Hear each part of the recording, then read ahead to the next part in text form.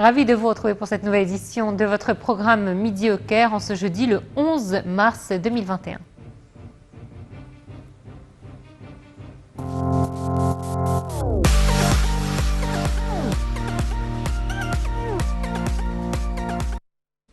Allez, on commence par la rubrique politique. Deux hauts responsables de l'État ont félicité le président Abdel Fattah el-Sisi à l'occasion de la célébration de l'Isra al-Maraj, où le voyage nocturne effectué par le prophète Mohammed et son ascension au ciel.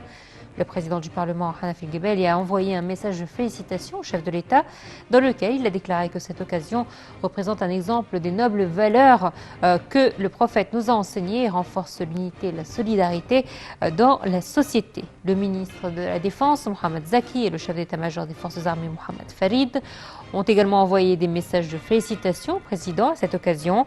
Dans leur message, ils ont affirmé que les hommes des forces armées sont sincèrement engagés à accomplir leur mission patriotique, suivant ainsi la voie du prophète Mohammed qui a donné l'exemple du sacrifice. Le ministre de l'Intérieur, Mahmoud Tawfi, a également envoyé un message de félicitations au président dans lequel il a exprimé ses meilleurs vœux à cette occasion. Et le président Abdel Fattah el-Sisi a reçu hier au Caire le chef de la Direction générale française de la sécurité extérieure, la DGSE, Bernard Emier. L'entretien portait sur les moyens de renforcer leurs relations et les relations de coopération stratégique avec la France dans les différents domaines, ainsi que sur plusieurs dossiers régionaux et internationaux d'intérêt commun. Les détails dans ce commentaire. Le président Abdel Fattah el-Sisi s'est entretenu hier avec le chef de la Direction générale française de la sécurité extérieure, la DGSE, Bernard Emier. C'était en présence du chef des renseignements égyptien, Abbas Kamel. El-Sisi a mis l'accent lors de cette rencontre sur l'importance que l'Égypte accorde au renforcement de la coopération stratégique avec la France dans les différents domaines. Le chef de la DGSE a pour sa part transmis les salutations du président Macron au chef de l'État, soulignant à cet égard l'appréciation et l'importance que la France accorde à ses liens avec l'Égypte. M. Emier a également affirmé l'intérêt de la France à poursuivre la coordination avec l'Égypte sur les questions d'intérêt commun dans la région, notamment en ce qui concerne l'évolution de la conjoncture au Proche-Orient et à l'est de la Méditerranée, ainsi que dans le continent africain, et ce, vu le rôle axial de l'Égypte dans la sécurité régionale et vu les efforts efficaces du président Abdel Fattah el-Sisi pour appuyer la sécurité et la stabilité régionale. L'entretien a de même porté sur de nombreux dossiers, dont la coopération bilatérale sur les plans sécuritaires et militaires. Le président et le chef de la DGSE ont notamment discuté des efforts de lutte contre la prolifération du terrorisme et des groupes radicaux à l'échelle régionale et internationale. El-Sisi a, à cet égard, affirmé l'importance de la coordination pour développer les efforts de lutte contre l'idéologie radicale, la violence et le terrorisme. Le chef de la DGSE a également fait connaissance de la vision du président El-Sisi concernant les dernières évolutions à un certain nombre de dossiers relatifs à l'est de la Méditerranée et à la conjoncture en Libye. À cet effet, M. Emier s'est félicité de l'impact positif remarquable des points annoncés par le président en ce qui concerne la conjoncture à l'est de la Libye, ce qui a contribué à soutenir les négociations politiques pour résoudre cette crise de façon intégrale.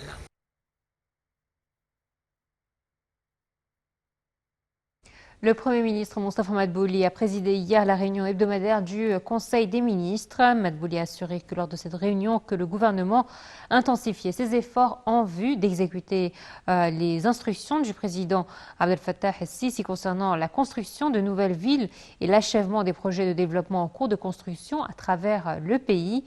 Le Premier ministre faisait référence aux projets de transformation numérique qui faciliteront la tâche d'obtention des différents services publics. Le chef du gouvernement a aussi appelé le cabinet à placer la vaccination du personnel médical contre le coronavirus à la tête de ses priorités.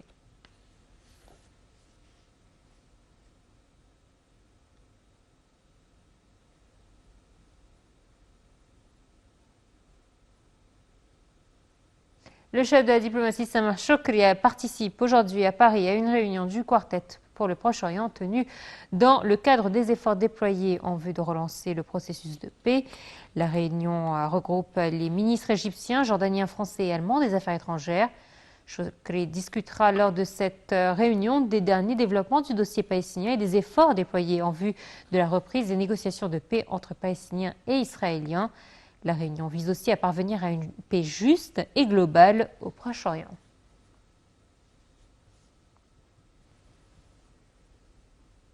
Allez, un point Covid à présent. Le ministère de la Santé a annoncé hier que 501 personnes rétablies du coronavirus avaient quitté les hôpitaux de confinement après avoir reçu les soins médicaux nécessaires, ce qui porte le nombre total des cas guéris à 145 418. Le porte-parole du ministère, Dr Khaled Mgahed, a toutefois déclaré que 645 nouveaux cas testés positifs avaient été enregistrés hier, portant le nombre total des personnes contaminées à 188 361 depuis le début de la pandémie. Le ministère de la Santé a annoncé aussi avoir répertorié 46 nouveaux décès, ce qui augmente le nombre total des victimes de la Covid-19 à 11 128.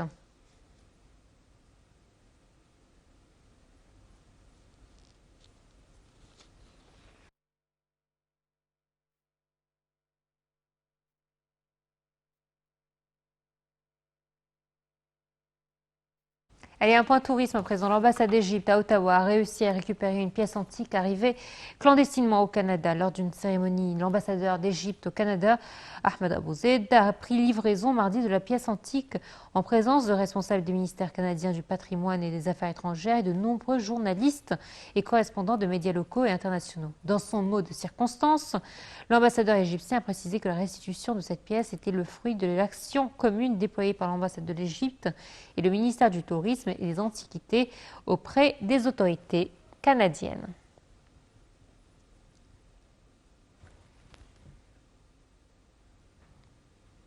Nous a rejoint par téléphone Hazem Hassan qui nous parlera justement de cette nouvelle. Bonjour. Bonjour.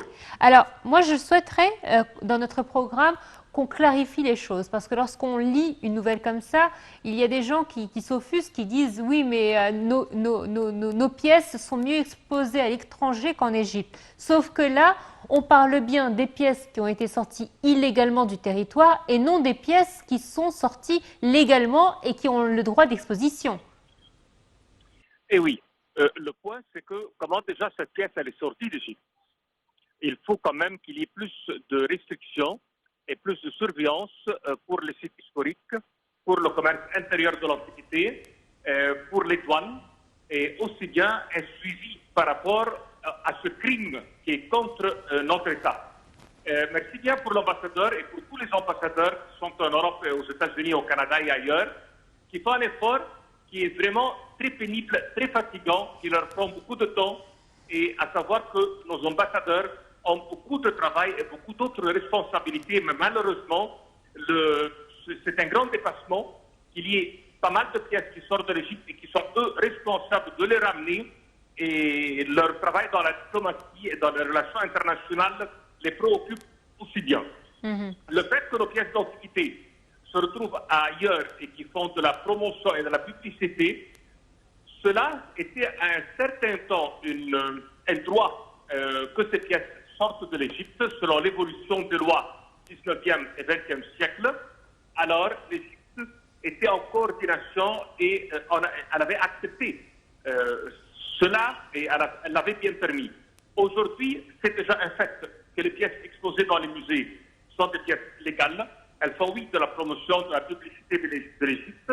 Il y a une section d'égyptologie en chaque musée international qui a créé non pas seulement une pub, mais aussi bien des études universitaires à travers les musées et les universités. Il y a une section d'égyptologie et d'archéologie et d'études profondes d'histoire de notre État et de notre pays. Alors, tout d'abord, je tenais à rectifier l'erreur que j'ai faite en direct, c'est que j'ai bien Monsieur Simon Serre, expert en tourisme, avec moi par téléphone. Donc, merci à vous de m'avoir laissé de me laisser dans l'erreur sans me mettre dans l'embarras. Là, vous avez très bien expliqué les choses. Il y a ces pièces qui sont légales et illégales. il faut dire aussi que l'Égypte mène une campagne monstrueuse depuis plusieurs années pour éviter qu'il y ait des fouilles clandestines et que ces fouilles aboutissent à des ventes illégales, n'est-ce pas? Bien sûr qu'il y ait un grand suivi pour qu'il n'y ait pas de fouilles clandestines, mais ça n'empêche pas que chaque personne qui construit un immeuble en Haute-Égypte et au Delta, il y a toujours le risque de l'existence de certaines pièces. Et si jamais ça se fait dans des zones qui n'ont jamais été connues en tant que des zones riches en archéologie, oui, les pièces, elles vont être récupérées. Le rôle de l'État est très fort. L'État a fait beaucoup d'efforts dans ce domaine et dans ce sujet, il a un fardeau sur le dos terrible.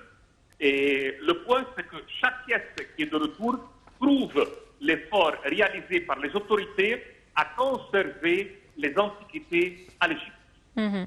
Simon Saher, vous avez été des nôtres ce matin pour nous expliquer justement cette nouvelle. Merci à vous de votre participation à notre programme.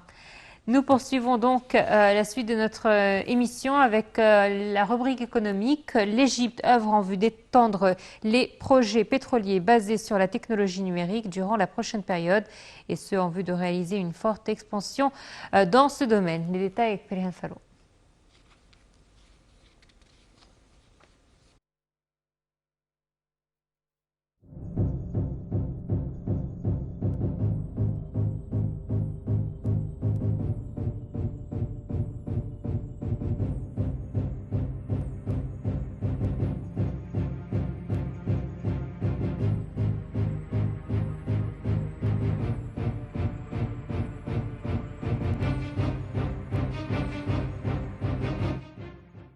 Le ministre du Pétrole et des Ressources minérales, Tarek El Molla, a déclaré que la période à venir connaîtra une forte expansion en dépendant sur la technologie numérique dans les projets pétroliers.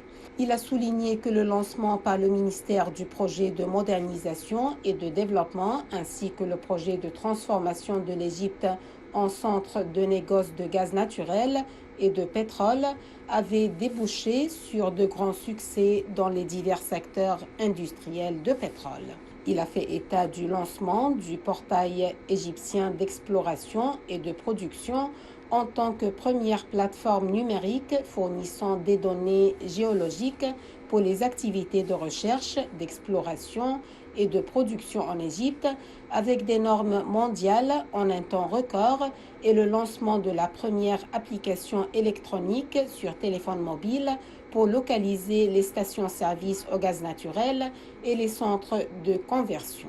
Lors de son entretien avec une délégation de la société Baker Hughes, M. El Molla a assuré que le secteur du pétrole disposait d'excellentes opportunités d'investissement et qu'il était capable d'étendre ses partenariats avec les entreprises mondiales à travers nombre de projets qui dépendent sur les nouvelles technologies dans les domaines de la production, du développement et de la réévaluation des données. Les deux parties ont convenu de poursuivre le programme de formation des cadres pétroliers à Baker après une suspension en raison de la propagation du coronavirus, et ce dans le cadre du programme conjoint mis en œuvre par le ministère pour améliorer la performance des travailleurs et affiner leur expérience en coopération avec les compagnies pétrolières internationales opérant en Égypte.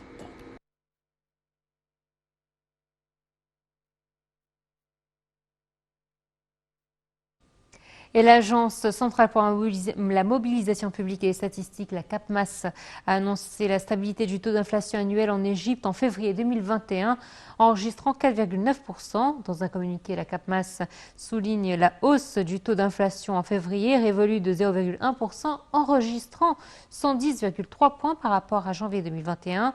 Les prix de l'alimentation et des boissons sont restés invariables en février dernier, enregistrant 9 707 points, soit un recul annuel de 0,1% par rapport à janvier 2020.